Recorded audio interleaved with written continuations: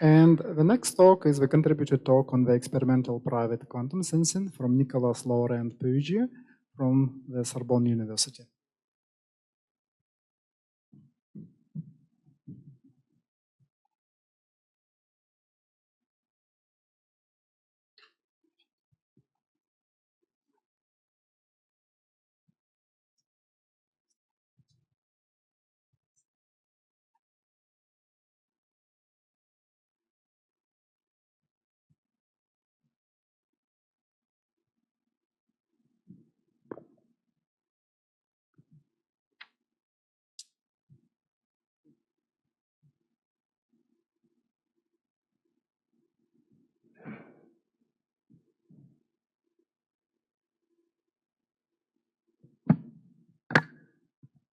So hello, I will present you my work on experimental private quantum network sensing.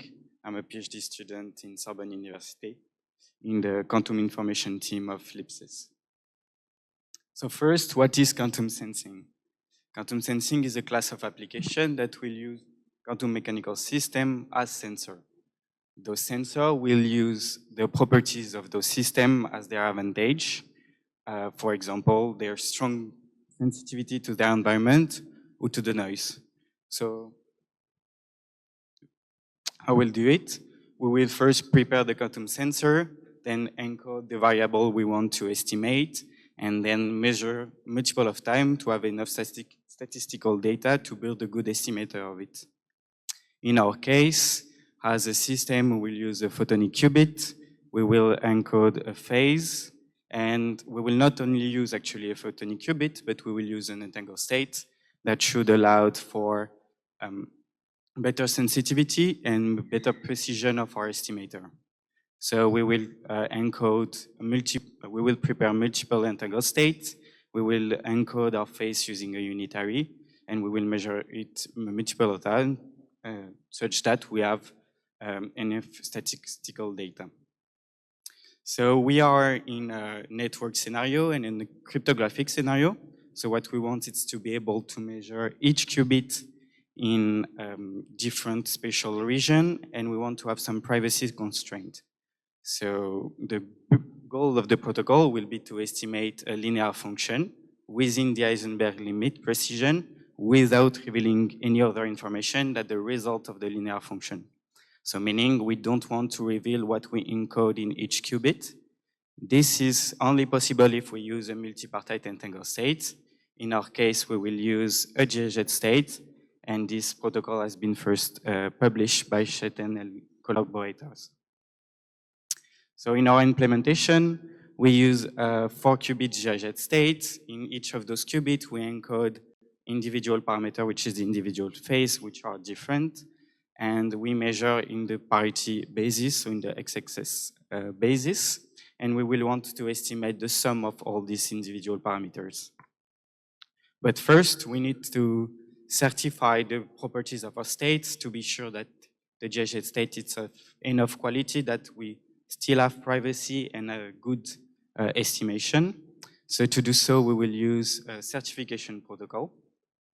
So first, in the original paper, they use a certification which use n/2 states for the certification, and among the remaining states, they use a random one to perform the parameter estimation, and they use only 4 stabilizators of the GZ state to do so. This certification, in theory, should work, but it's very not efficient and make the protocol almost unimplementable with nowadays technology and with nowadays rate of the source. So we propose a new certification to make this protocol work. But first, something interesting is a similar work has been already published by O and collaborators, but they use the, we say, old certification protocol, and it's not a real-time implementation. In our new certification, we will be able to measure n-1 states for it, and we will measure randomly each time one of the stabilizer of the complete state of the GZ state. And with that, we will be able to link the fidelity to the robustness and the confidence level of the certification, which are linked to the number of failure of the certification and the total sample we use for the protocol. So now that we know how to certify our states, how can we estimate the parameter we encode? So the first, so we will use the maximum likelihood function. So we will build an estimator which is maximized or minimized by the logarithm of the likelihood function, which is basically just a joint probability density function. We have two methods to deduce this joint probability density function. The first one is to assuming our JZ state is a JZ state up to some white noise that is quantified by V, which is the visibility, and directly link to the certification, to the failure of the certification. So this method is perfectly implementable with the protocol directly without any other assumption. And the second method we also have is to use the density matrix of our original JZ state using tomography. This is normally not usable for the protocol because the agent shouldn't have access to tomography, neither to the density matrix of the state. But if we imagine a worst case scenario where there is some dishonest parties or untrusted network and they have access to the source prior to the protocol, they could have access to this density matrix and have access to more information than the honest parties. So now that we know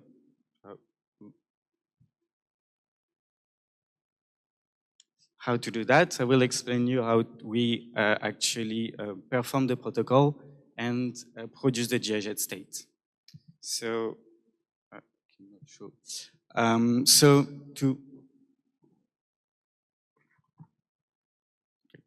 to produce each bell pair, so to produce a GIZ state, you will need two different bell pair, and you will need to interfere one of each qubit of each bell pair. So to produce the bell pair, what we will do is we will use a Sagnac interferometer with a PPKTP type 2 crystal, which is kind of a standard nowadays.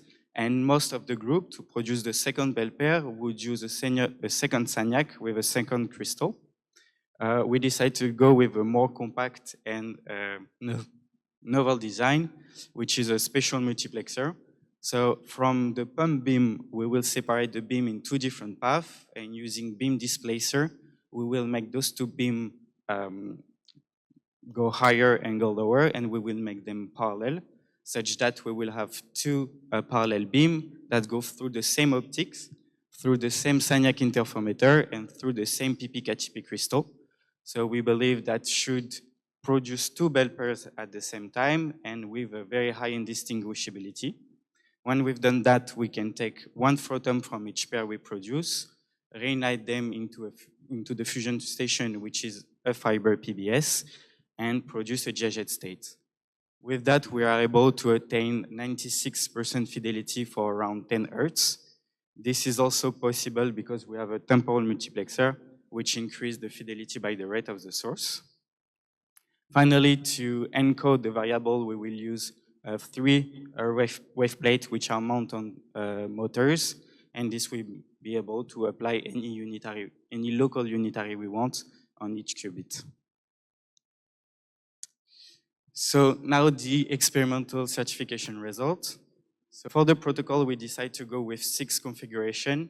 Each configuration is a set of 4 different theta's, but for all the configuration, the sum of those 4 theta's are always pi over 2. We went with 30 sensing rounds, so we have 30 certification rounds per configuration. And so as you can see, and we use 10,000 samples per certification. And as you can see, the failure probability never go below 0.03, which means we have a very high fidelity and quality GIZ state.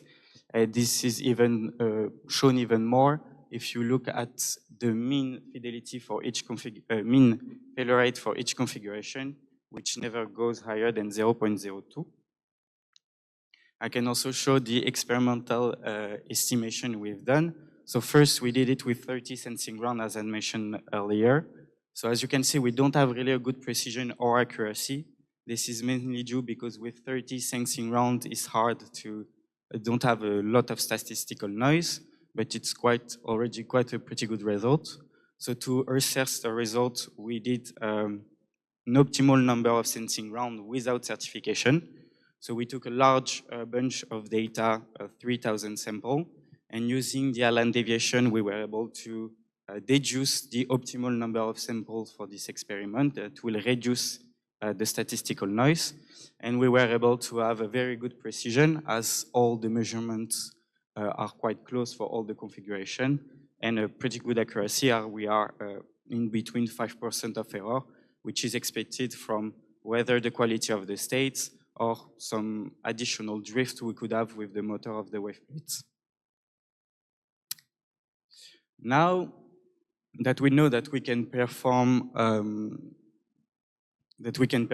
the estimation using the DHS state, how can we prove that it's really private and there is no other good state to do so? So we decide to compare our results using Bell and plus states. So first, for 3 different configurations, we perform the certification. And as you can see on those results, neither the Bell or the plus have a good failure rate. We will say this is both very high, so they will never pass the certification protocol first, which is good. Then we try to show the distance between what we encode actually and what we wanted and what we estimate. So in 3 different cases. In the first case, in the first graph, this is the sum of all the theta's. And as you can see with the different colors, so the GZ is in purple, in orange it's the Bell, and in yellow it's the plus. All of the 3 states perform equally, meaning that we can access to the sum of all the theta's with the 3 different states. Next, we try to estimate the sum 2 by 2 of those angles, meaning that we estimate theta 1 plus theta 2 and theta 3 plus theta 4. Here you can clearly see that the GIZ state is completely random. We didn't have any access to any information of that sum, but the Bell and the plus have access to this information equally. And finally, we did it for the individual theta's.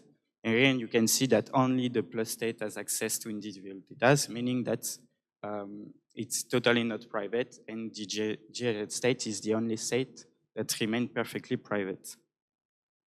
Now that we did perform the protocol, can we show or prove that we have a better estimator using the GIZ state for the sum?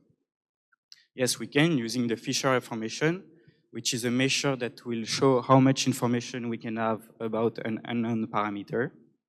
So you can see that the Fisher information is it's twice bigger than for the Bell and 4 times bigger than for the plus state, meaning that our estimator will be much more precise using the GIZ state than the 2 other states. Also, it's quite interesting to note that the amount of information we have for all the configuration are homogeneous, meaning that first our experimental is reusable and is really independent of the individual theta. And finally, can we really quantify the privacy? So before I showed you the comparison with the individual thetas and showing that the GIZ state has no access to it, but is not really a good way to quantify it.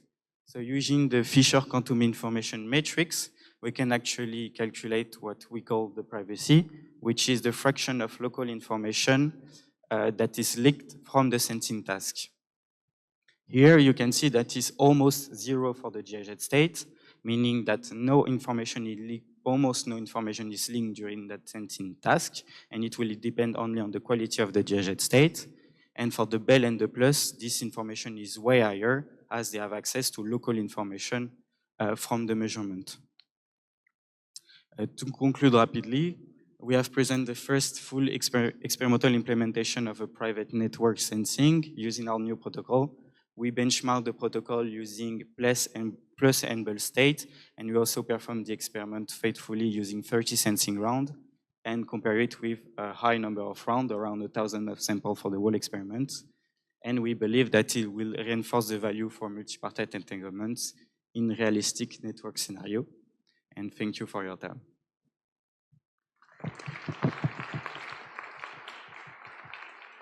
Thank you, Nicolas, for your insights into the experimental quantum sensing. Are there any questions? Yes, please.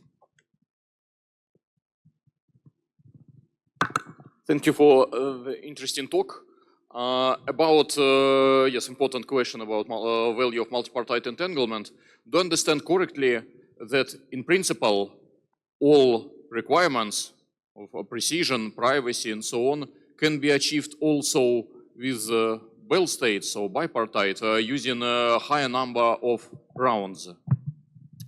So using Bell state, no, because in case we are in a 4-qubit scenario. So if you use Bell state here, for example, you can see that you will have access to the sum 2 by 2, meaning that if you use a Bell state, you will have access to the sum of the 2 first qubits and access to the sum to the 2 second qubits. So if you look at in our network here, for example, if your first Bell pair is the θ1 and θ2, where you encode your face, you will have access to this sum. And you will have access to the sum to θ3 and θ4. So you have access to, we will say, twice more information, local information, than if you use the JZ state. Okay, so an interesting question, whether there are problems or tasks where JZ is not just more efficient, but which are completely impossible for bipartite and but possible for multipartite. And do I understand correctly now, then you claim that there are such tasks with privacy that can be achieved with GHZ, but cannot be achieved with Bell states, even for a higher number of rounds? So I don't know if I understand your question, but so if I understand well, I would say it's more about how much information are leaked from the sentence task. If you use the GHZ state, it's almost 0. As shown here, you can calculate it using the quantum information matrix. And if you use the Bell state, actually it's half, meaning it's normalized, but meaning half of the information you could have access actually is leaked from the sensing if you use the GHZ Bell states. Okay. And if you use a plus states, it's even more because you have access to almost every local information. Okay, very interesting, thank you. One more question? Thank you for the talk. I just wanted to ask you, you showed that you use a new state verification protocol. I wanted to ask you if this solves the problem of the need of quantum memories to run the certification. So do you need the quantum memories and then in the protocol you did a proof of principle where you didn't use them, or you didn't need them at all? No, it's a proof of principle and we still need that quantum memory to. So ideally what you will do is produce the end states, keep them in a quantum memory, choose a random one, keep it aside, do the certification, and then you can certify it. And the second question is, how do you certify the quantum memory if you put it aside? So this is again question we have to answer if you want a truthful implementation of the full protocol, but no, it requires still a quantum memory. Thank you. Okay, thank you very much for your answers. In the interest of time, I propose we go on and thank the speaker again.